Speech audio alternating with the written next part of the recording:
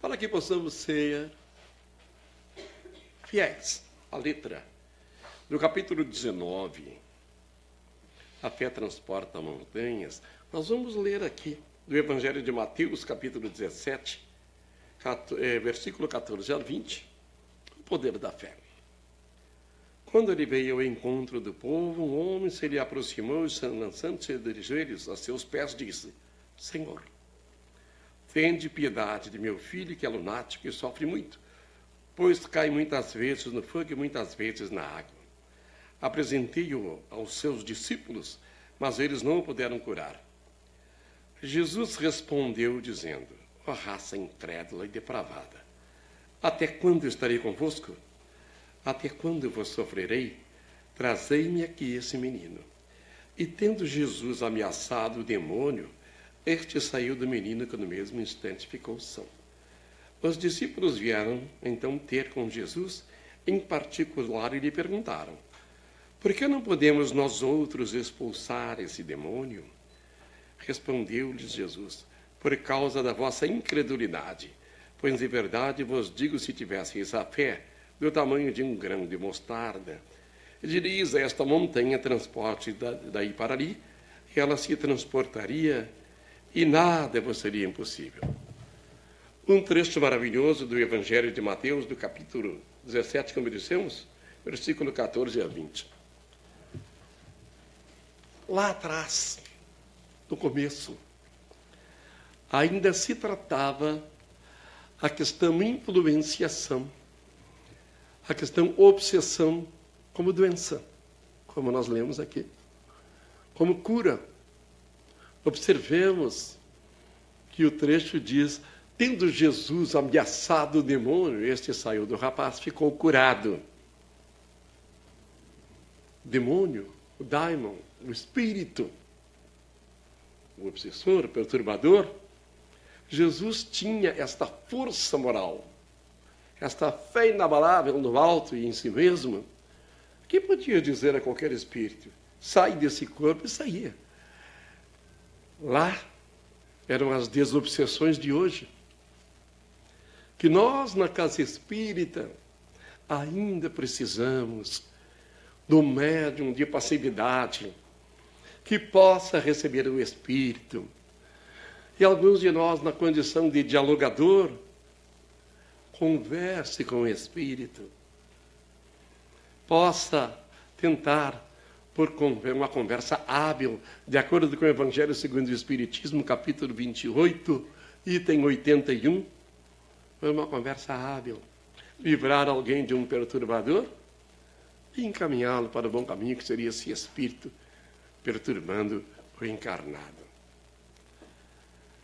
Quando Jesus se refere às montanhas, que dissesse transporta dessa montanha daqui para ali, está se referindo, evidentemente, no sentido figurado da montanha do egoísmo, do orgulho, da maledicência. E quando falamos sobre isso, isso existe em qualquer lugar do planeta. Por favor, pede para o iluminador eu ligar aqui, essa luz do meio aí. Eu estou me vendo na net aqui muito escuro. Clareia um pouco. Melhor não. Estou com a imagem aqui, eu preto desta forma, e ainda não uso essa luz que está sobre a minha cabeça. Olha, fica mais claro, a testa brilha mais. Não é? E esta questão da incredulidade, ela existe ainda em todos os lugares. A questão da pouca fé. Diríamos que 70% do planeta versa na falta de fé. Como versa na falta de fé? Você nunca ouviu, você não vai ouvir, nunca ouviu, não ouve, nunca ouvirá alguém dizer numa casa espírita séria: venha aqui que nós vamos orar por você. Venha aqui que todos os seus males serão curados. Por que você não diz isso? Porque nós não somos mentirosos. Nós não podemos afirmar uma coisa que nós não faremos, porque depende unicamente de quem vem. E como se diz no Evangelho, aqui nesse capítulo, a fé não se prescreve, ela é aprendida paulatinamente. Até porque a doutrina espírita, ela não modifica ninguém. Ela não cura ninguém. É nós que nos modificamos. É nós que nos curamos. Mas como isso? Me dá um caminho que eu vou fazer isso para mim. Nós ouvimos os ensinamentos do alto por intermédio do Evangelho, das obras básicas, codificadas por Allan Kardec, dos benfeitores espirituais. Ouvimos, tentamos compreender. E quando procuramos aplicar a nós, as curas, as modificações, os milagres, eles são feitos por nós mesmos. Observemos alguém que ainda tem a dificuldade do álcool, a dificuldade do cigarro, a dificuldade do jogo. Ao adentrar a uma casa espírita ou uma igreja, qualquer denominação religiosa que o valha, quando para com isso, compreendeu alguma coisa, se entrega, alguns dizem que se entrega a Jesus, se entrega a você mesmo, na sua recuperação. Para os familiares, para os amigos, é um milagre. É um milagre. E quem fez o milagre? Claro, nós atribuímos a Deus, a Jesus, evidentemente, mas se ele não quer, não existe. Se fosse assim, todas as pessoas que vão na casa espírita e que vão na igreja estariam modificadas. O planeta não seria esse caos moral que nós vivemos no momento.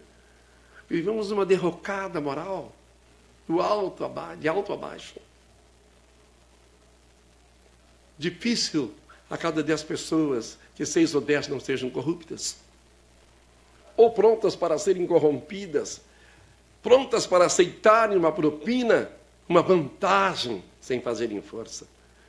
É a derrocada moral. A espiritualidade inferior trabalha nisso, nos cegando, nos tirando o bom senso em todos os sentidos, porque falta-nos a fé. No quê? Naquilo que não vemos e ainda naquilo que não compreendemos. A Associação Espírita Caridade foi registrada, essa casa pela qual estamos falando, ela foi registrada na Prefeitura Municipal aqui de Canoas, Rio Grande do Sul. Diz assim lá no seu número de atividades: estudar, praticar e divulgar a doutrina espírita. Você vê muito nas religiões. Estudar,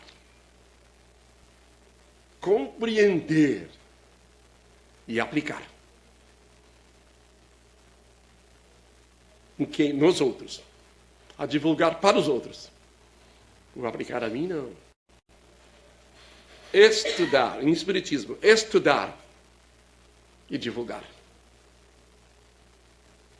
Como é que tu pode dizer isso? Nós vivemos isso. Vivemos isso.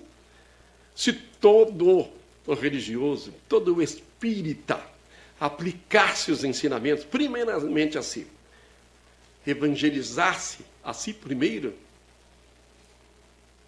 essa doutrina seria maravilhosa dentro dos nossos corações. Não. Costumamos dizer que as paredes de uma casa espírita são espíritas porque são de madeira, são de material.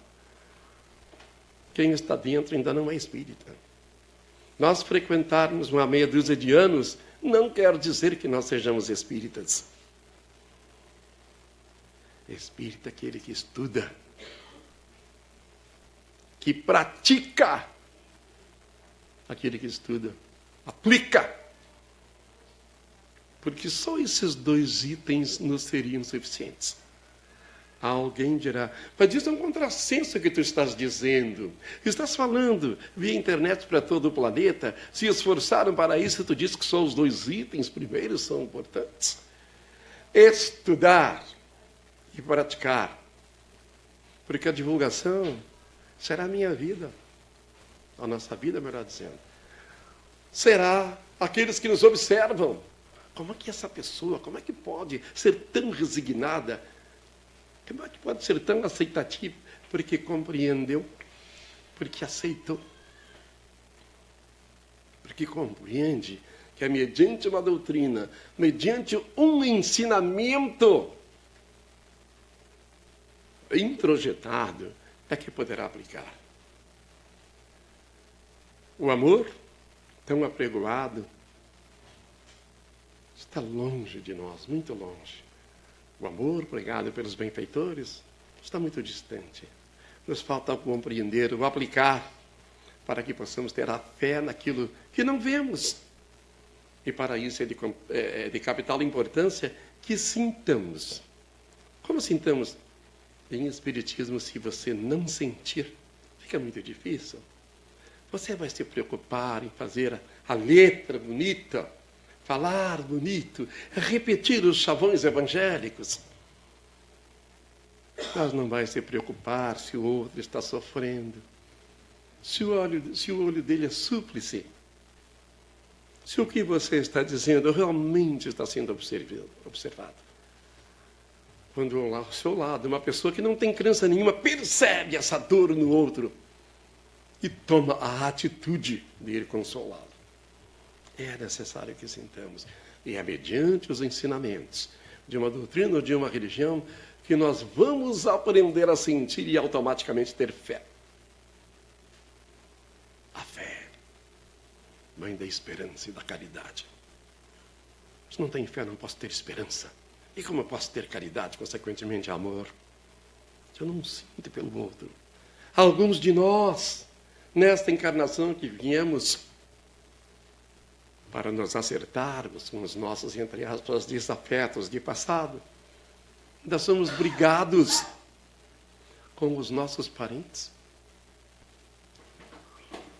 Não suportamos nosso pai e nossa mãe. Ainda.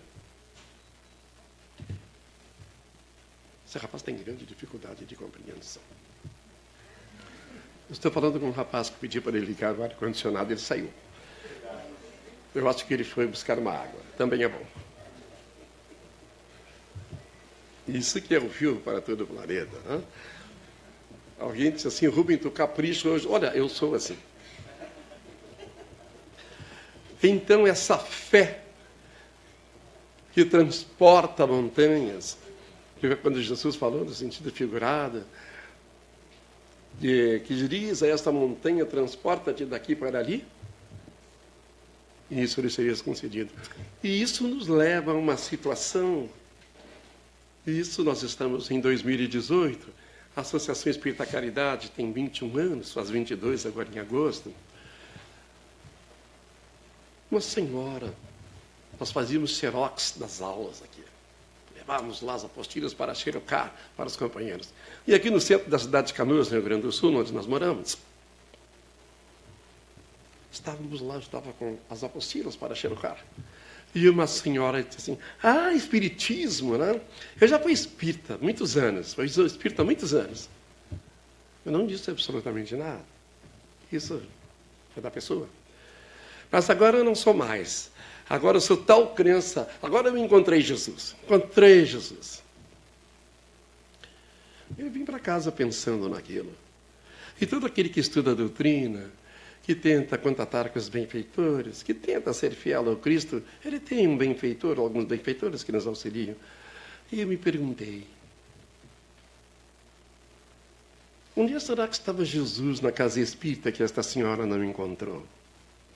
Aqui, no capítulo 19, do Evangelho segundo o Espiritismo, Jesus fala sobre isso.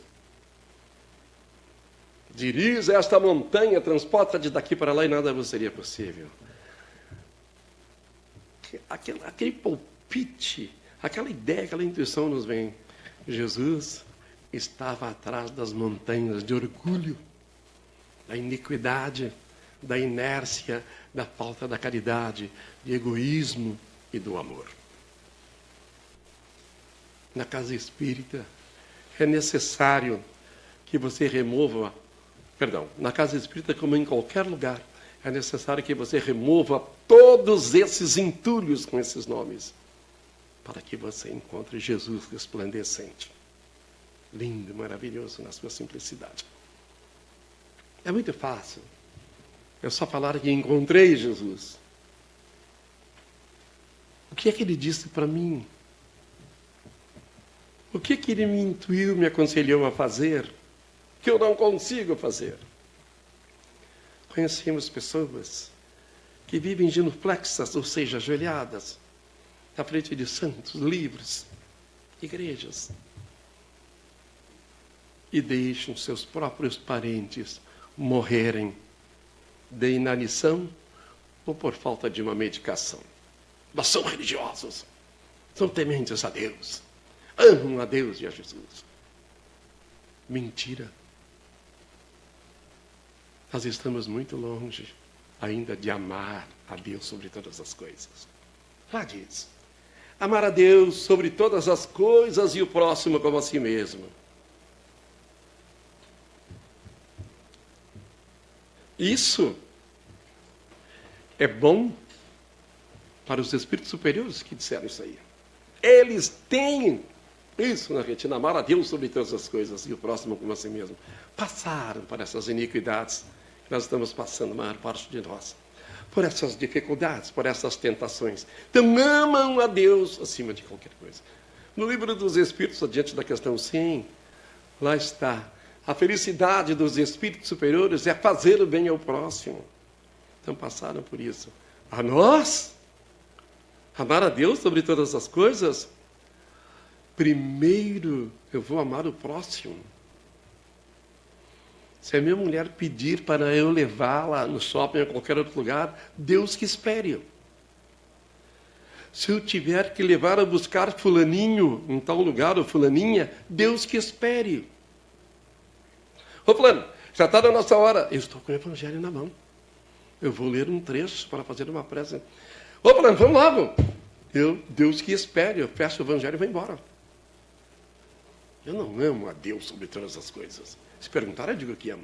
Mas hora de novo, estudar, praticar e divulgar. Na prática eu não faço. A minha prática ela é egoística, ela é momentânea, de acordo com a situação. Mas nós vamos evoluindo, nós vamos estudando e vamos compreendendo. Vamos ver esse momento alguns anos mais adiante. Estou com o Evangelho, qualquer livro na mão, vou me preparar para qualquer coisa. Oi, fulano, está na hora. Espera um pouquinho. Fulano, oi, eu já disse que não vou agora. Não vou agora. Aguarda aí. O carro é meu, né? Eu que tenho carro, vai ter que me esperar. Leio, faço a minha prece, bem tranquilo. A gente vai chegar um pouquinho atrasado, mas não tem importância. Se tivesse, a gente não vai. Algumas pessoas, aqueles que querem ser mais bondosos, assim, mais suaves do que o saudoso Chico Xavier, acham que nós não podemos fazer isso, que nós não podemos nos posicionar. Hoje é 4 de março de 2018 e está voando, viralizando as palavras do Divaldo Pereira Franco, quando se posicionou sobre diversidade e sobre esse juiz aí que é o zorro do planeta, Sérgio Moro. Se posicionou. O espírita, no entendimento desses supostos bonzinhos, não pode se posicionar. Eu posso. Primeiro vou fazer meu evangelho, depois eu vou. Ué? Alguém vai morrer? Só é que morre. Depois eu faço uma prece quando estiver na espiritualidade. Nós somos muito tolos. Nós não entendemos bem o que é essa doutrina, mas nós maquiamos ela do jeito que nós achamos que é. Vendemos uma imagem de bonzinhos. Fulano está com dor de cabeça. Está com febre. Já demos tudo quanto foi remédio. Tá bom? Pode só para mim. Pode só para mim. Para um pouquinho. Sou espírita. Pego, abro um livro, leio. Senhor, se digna a curar esta pessoa. Pode ficar tranquilo, daqui a pouco ele está bom. Vai embora, e o outro passa a noite toda com febre daquele jeito. O que aconteceu? Não deu certo. Estamos na lição aqui. Os apóstolos não puderam, entre aspas, curar o outro. Uma pessoa que nem religiosa não é. Oi, vó, como é que está? Eu vim aí ver que fulano está doente. Tá doente, chega ali. A pessoa chega na beira da cama, não diz uma palavra. Ora em silêncio. Porque acredita que existe uma espiritualidade, que existe um Deus. Poder da fé. Não está enxergando nada. Só pede. Se for da tua vontade, Senhor, permita o alívio da dor de fulano. Se assim não for, que se cumpra os teus desígnios. Dona fulana, essa de idade, vai lá, vai tomar um chimarrão, qualquer coisa. Alguém daqui 10 minutos. Oi, baixou a febre de fulano, está bem? Se ela ficar mais meia hora, ele levanta. E vem tomar chimarrão com eles. Este é o poder da fé. A fé está em todo lugar. Porque Deus está em todo lugar. Mas é nós que temos que direcionar isso. Oh, tu vai ir hoje na igreja? Tu vai ir na casa espírita? Por favor, tu ora para mim lá, né? Pede lá para os teus guias, lá para o teu pessoal lá para orar para mim, que estou precisando disso. Vocês acham que vai dar certo? Nessas condições? Por que tu não vai lá? Não, que eu tenho um jogo de carta, agora tenho uma canastra, agora, com os amigos. Canastra é um jogo de cartas que todo mundo conhece. Pô, já está marcado, tem um churrasco meio-dia, mas tu pede lá para orar. Você vai perder tempo para fazer isso? É nós que temos que buscar. É nós que temos que buscar a nossa fé. Ela existe. Ela existe. Como é que é esta questão para entendermos melhor fisicamente? Olha a pretensão nossa, explicar-nos a fé fisicamente. Uma mesa, suponhamos, pesando aproximadamente 30, 40 quilos. Levanta aí, fulano. Tranquilamente levanta essa mesa. Tenho força. Bota umas cadeiras em cima, hein? 10, 15 cadeiras. Eu levanto, eu tenho força. Bota mais umas 20, 30 cadeiras em cima da mesa. Eu não consegui levantar esse peso. Como é que tu não conseguiu? Tu não tem força? Eu tenho força, mas não para isso. A fé não é diferente. Todos nós temos uma parcela de fé. Mas para certas coisas não. Ela não está suficientemente desenvolvida. Ela não está suficientemente aplicada. Porque sempre que tento aplicá-la, eu reivindico alguma coisa. Em contrapartida. Senhor, me ajuda, Pai, que eu possa conseguir isso, assim, assim. Eu vou te dar uma vela desse tamanho. Deus está muito vive no escuro, não? Precisa de uma vela lá para iluminar a cabana que ele vive, de certo. Umas bobices lá do tempo do Ariri Pistola. Aqui no Rio Grande do Sul se fala muito do Ariri Pistola. Tempo da onça, essas coisas assim. Então, a fé está dentro de cada um de nós. O tamanho dela. E nessa esteira da fé, falamos do amor, falamos do ódio, falamos do egoísmo, falamos da humildade. O amor e o ódio. Você verá algumas pessoas exercitando mais o ódio nessa encarnação. Outras exercitando mais o amor. Outras mais o orgulho e o egoísmo. Outras mais a humildade e a caridade. O ideal é que aqui suplante o egoísmo, a inveja, o orgulho. Não, nós não podemos ficar sem isso. Como que tu pode dizer isso? Se Deus nos mandasse num plano de expiações e provas, de acordo com o Evangelho, segundo o Espiritismo, capítulo 3, nosso orbe aqui, expiações e provas, nos mandasse sem orgulho, sem ódio, sem vaidade, sem inveja, não teríamos força para nascer. O que nos impulsiona a força é essas, entre aspas, negatividades, orgulho, egoísmo. Eles contrabalanceiam com as nossas virtudes. À medida que o amor ganha uma maior proporção, é obrigado o nosso ódio a ficar embaixo, empurrando. Quanto mais aumenta o nosso nível de amor, mais para baixo fica o nosso ódio. Mas sempre com aquela força. O Evangelho diz, é uma doma, aqui no Sul é muito usado isso, uma doma diária do Espírito para consigo mesmo. Doma é domar o cavalo até que ele fique dócil. ou aceitar o cavaleiro.